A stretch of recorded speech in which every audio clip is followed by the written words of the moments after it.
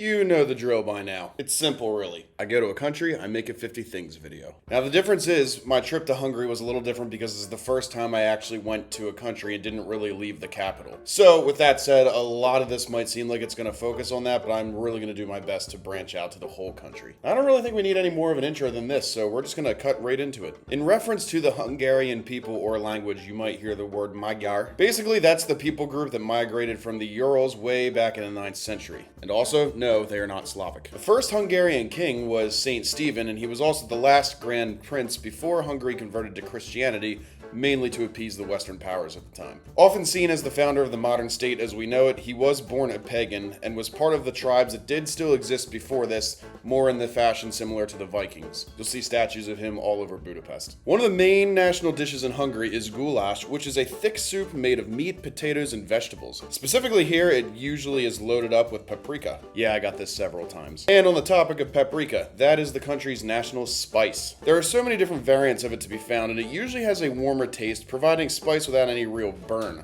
Some other native plants here include the pipax, which is a type of poppy, and the white violet that typically takes the form of shrubs or small trees. The Rubik's Cube originates in Hungary. The 3D combination puzzle game was invented in 1974 by a sculptor named Erno Rubik, and is sometimes believed to be an accidental discovery, as it originally worked as a tool to help with understanding 3D objects. Regardless, it was released in toy shops in 1977, and you will find artwork of this everywhere as well. The Danube River runs through a lot of European nations, and it's a very important part of Hungary. Specifically, it's because it kind of cuts right through the Buda and Pest sides of Budapest, making for some of the nicest views, lots of visually appealing bridge infrastructure, and nightlife along it. Okay, so let's talk about that whole Buda and Pest thing. It was once two different cities, well, technically three. In 1873, Buda, Pest, and Buda merged as one. After the Austro-Hungarian Compromise of 1867, Buda and Pest rapidly developed and would formally merge, mostly for economic and planning purposes. And I'll tell you what, out of every city I've ever been to, this is probably the most walkable and people-friendly one with great public transit. You know, the stuff I talk about in like every video's immaculate. So I think with this, we'll start our heavy dive on some of the most important sites in Budapest. The Fisherman's Bastion gets its name from being protected by the Guild of Fishermen. Present-day decorative fortifications started in the 19th century, and old actual castle walls still stand where you can get a great view of the city. Also, there's a cafe within this that you can get some stellar cocktails. Just behind this is the Matthias Church of Buda Castle, started in the 14th century and was restored 5 centuries later. Its Gothic look still resembles the time a little bit. For centuries, it acted as a coronation church for kings and briefly functioned as a mosque during Ottoman occupation. It still functions with services today, and the colorful tiled roofs gives it a unique and neat look. This and Fisherman's Bastion can be found in what is known as the Castle District, which is, on the hilly Buda side that kind of takes a lot of climbing to get to it, but it's worth it. It's also a funicular train that you can just take up and down. Further into the Buda side, there is also something called the Hospital in the Rock that now functions as a museum. As the name might suggest, it was originally a hospital. It was kind of built in preparation for the Second World War, but it also worked as a nuclear fallout bunker after that too. Now, anybody that's been to Budapest will tell you that the thermal baths are one of the biggest draw for tourists. Specifically, I went to the St. Gellert thermal bath that opened in 1918. This one has 10 different pools that vary in size, temperature, and honestly function, as some serve as more of a relaxing purpose while others are meant for active swimming. The spring waters themselves were actually discovered in the 15th century, and even the building that houses it is all incredible. Let's skip over a street or two to the Gellert Hill waterfall. St. Gellert was an 11th century bishop and is seen as a national hero that had a large hand in bringing Christianity to the nation following St. Stephen. This statue went up in 1904, and nearby is also the Gellert Cave Church, quite literally a church built into the caverns themselves in 1926, holding mass regularly. I should note that in 1951, the Soviets actually boarded this one up for a couple decades. Don't really know why they picked this church specifically and not the others, but I guess a lot of things from that era don't always make a lot of sense. Don't worry, we're going to come back to that topic. Everything we've talked about thus far is on the Buda side, so we're going to jump to the Pest side. The Dohány Street Synagogue is not only the largest synagogue in Hungary, but in Europe. It seats roughly 3,000 people, consecrated in 1859 based on North African Islamic models, oddly enough. The entire street has some darker undertones though, mostly in remembrance of the Jewish ghettos during the Nazi occupation, and it's near Theodor Herzl's birthplace, the founder of Zionism. I better hold off on elaborating on that because YouTube's algorithm really doesn't like these topics. Looking back to St. Stephen again, he has a whole basilica named after him called St. Stephen Basilica. This Roman Catholic building was initially the site of a theater and was completed in 1905.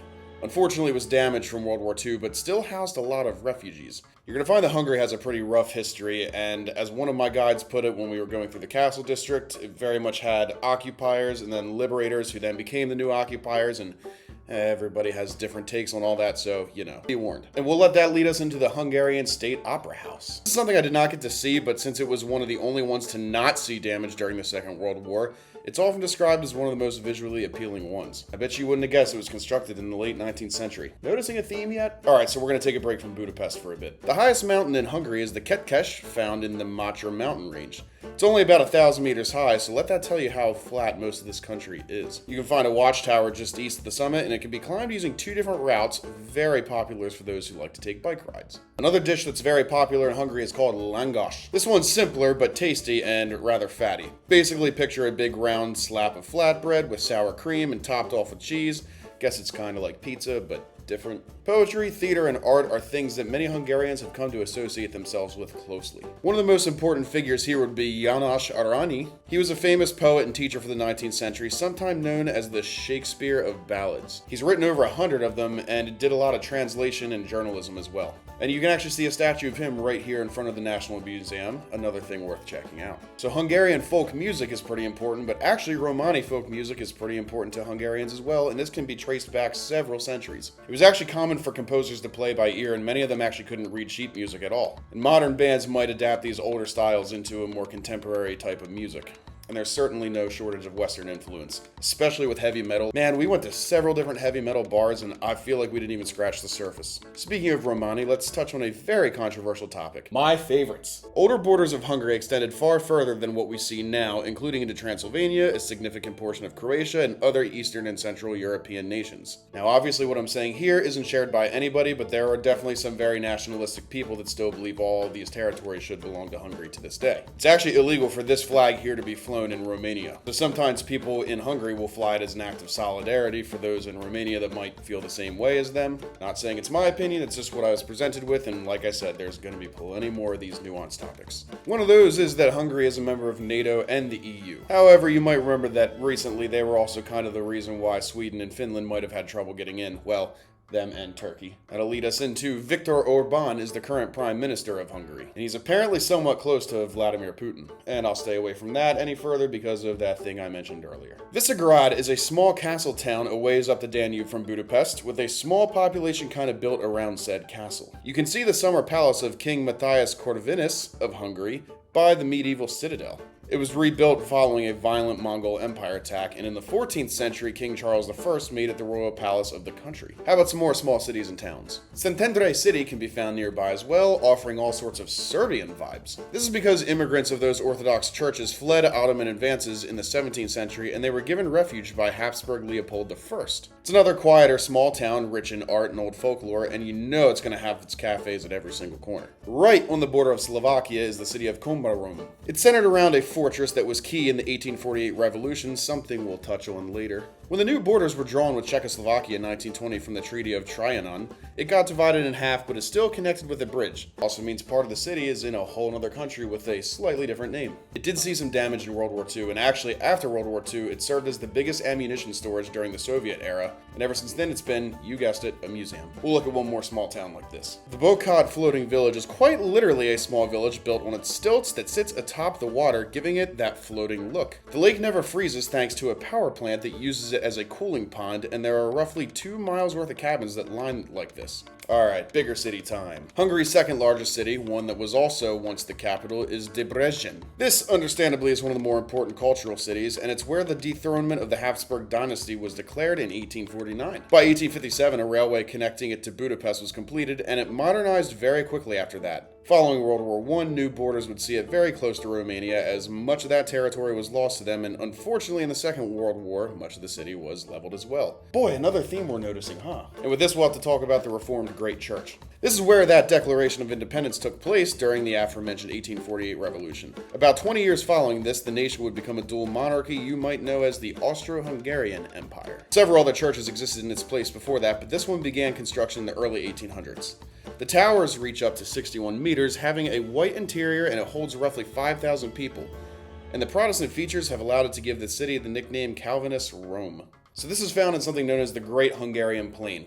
let's get into that. It occupies a lot of territory and a little bit even outside of Hungary, having a terrain of mostly flat and rolling plains caught between a bunch of mountainous regions. The Tisza River is the lowest point, seen also as the most important river out there, and it crosses the borders with several other countries. Now, being out this way, you could encounter something that's called the Hortobagy National Park. It was the first national park ever designated in Hungary, that being in 1973, and it's a beautiful protected area classified as one of Europe's largest semi-natural grasslands. Here one can encounter the Hungarian grey cattle, the water buffalo, horses, and all sorts of wildlife. Let's take a look at one more larger city. Szeged is the third largest city, being the regional center of the southern Great Plain. This is very much a university town, as Szeged University is one of the most important ones in Hungary.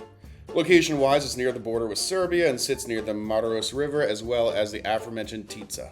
So there's all sorts of architecture here, and I'm really not going to have time to go into all of it, so I'll just list a couple noteworthy things. The Water Tower of St. Istvan Square from 1904, the 11th century Demeter Tower, and the votive church built in 1930. As you can imagine, some of these pronunciations are very hard, and ever since I kind of got grilled for some of my pronunciations in the Bulgaria video, I've kind of been trying to actually look up how certain things should be pronounced. So we're going to throw in one about that. Anytime you see an S in a word, it actually makes the sh sound, like Budapest is actually correct. But then when the S is followed with a Z, then it just makes the normal S sound that we think of in the English language. The Hungarian language is supposed to be one of the hardest ones to learn, and it's very complicated.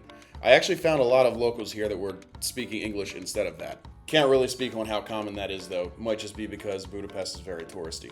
Alright, so we're going to jump into the communist era a little bit, but before we hit the one that you're thinking of, let's circle back to 1919. Shortly after the Russian Revolution, there was something known as the Hungarian Soviet Republic that existed for just under a year. The head of the republic was Sándor Garbai, but Bélor Kwan was the most prominent figure and maintained contact with Vladimir Lenin. An economic blockade was placed on it after failing to reach an agreement with what was known as the Triple Entente, and issues with the Kingdom of Romania, as well as Serbs, Croats, and Slovenes, eventually led to a surrender to Romanian forces. Now let's jump back to Budapest, and we're going to start with the Parliament building, and you'll see why that's relevant to this in a minute. This is the modern seat of government, and it opened in 1902, holding the title of the largest building in Hungary. It has 692 rooms, includes a public library, an underground memorial to the 1956 uprising, and it sits right in front of a huge open square with a 16-sided center hall. And honestly, this is probably the most iconic building. I mean, it lights up at night. You can see it from just about anywhere on the Buda side at night. So we're going to talk about that 1956 uprising. Rough conditions followed World War II as Europe was divided, and this led to a massive uprising against the Soviet-backed government at the time. Initially, it was to run its course, but as discontent got worse, it was put down with pretty aggressive force, and a lot of people lost their lives by the hands of the government. Now, from what I understand, shortly after this time period, the country turned to something known as goulash communism. To put it simply, it kind of just meant like a softer go with a Marxist-Leninist base that still had a little more marketization. Some of the old policies were gotten rid of.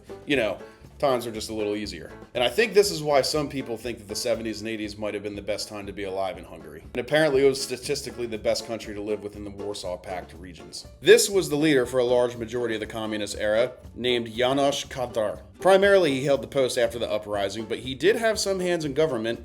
He was actually arrested at one point, and the guy that preceded him was this guy, Matyas Rákosi. The communist era is a bit of a touchy subject. I mean, people have opinions on that, people have really nationalistic opinions, some people have strong opinions on the current prime minister and his, foreign relations connections. You can still find the Soviet War Memorial in Freedom Square as a bit of an ode to ending Nazi occupation. It's also surrounded with a statue of Reagan and Bush, and the three kind of meant to highlight the Cold War era as a whole. There's actually a George Washington statue in what is known as Heroes Square, and there's even a Statue of Liberty of their own, built during the Soviet era, that still sits up on the mountains. I'm going to avoid giving my own 2 cents on any of this because as a US citizen, I really can't put my feet in their shoes. Speaking of shoes, we're going to go to a far darker subject. You can find the shoes on the Danube Memorial, dedicated to those who lost their lives by being unalived into the river by Nazis. The shoes themselves aren't real, but they heavily reflect the actual shoes that were told to be removed before this happened. Pretty harrowing stuff. And speaking of this, Tony Curtis is an important figure in this regard. He's financially supported this remembrance tree that's found behind the synagogue we looked at earlier, and each leaf serves as a memorial in the name of someone who disappeared. Alright, enough on that subject. Something neat that you can find in the middle of the Danube is Margaret Island, a beautiful spot that has a bridge connecting it with all sorts of water fountains, flowers, areas to rest in open fields, and of course bars and nightlife. Budapest is very much a history by day, party by night, east meets west nightlife hub of Europe. Something worth checking out are the bars along the Danube and the ruined bars. These are basically very small spots that were formerly abandoned homes, warehouses, or buildings that got turned into cobbled together places to drink. And some have fun little themes, like the Red Ruin Bar that combined communism with heavy metal. I've already mentioned several Budapest museums, but one that I did not mention is the Budapest Cat Museum. I'm pretty sure you could probably find these in all sorts of other countries, but I wanted to throw this in here because, I mean, look at them. Chimney cake is a dessert that's quite popular in Hungary. It's basically a sweet cylindrical dough that looks like a chimney, and you can fill it with all sorts of other sweets of your choice. Hungary is known for its quality crystal. Ajka Crystals is one of the biggest producers of handmade glass art, and in the US it's actually known as the Romanov Collection. One of the most popular beers in Hungary is Dreher, a very smooth and refreshing pilsner. You better believe that I had a whole bunch of these. Lake Balaton is not only the largest lake in Hungary, but also in what is considered Central Europe. It's a freshwater rift lake that inflows from the Zala River and goes out via a canal known as Sio. This region is also known for its wine. The Gorsium Ancient Ruins is an archaeological park, and excavations for this began in the early 1950s. Remains of the ancient town date back to the 3rd century, and they found private estates and graveyards fully intact. They also found some classical columns and bronze statues. About 51% of Hungarian land is arable, making it some of the best quality soil in Europe. The nation's currency is the Hungarian forint, not the euro. And with that, we have our 50 things. Like I said, this is definitely one of the most interesting places I've traveled to. While it's considered like East Europe, it had a far different feel than Bulgaria did. And from what I was told, a lot of the country actually isn't quite like it is in Budapest. I do kind of wish I had branched out and seen more of the country, but time really didn't allow for it this time. As always, thank you so much for sticking around. I hope I got most of these words right. I tried to look a lot of them up. In any case, like, share, subscribe, follow. You know the drill. Peace out.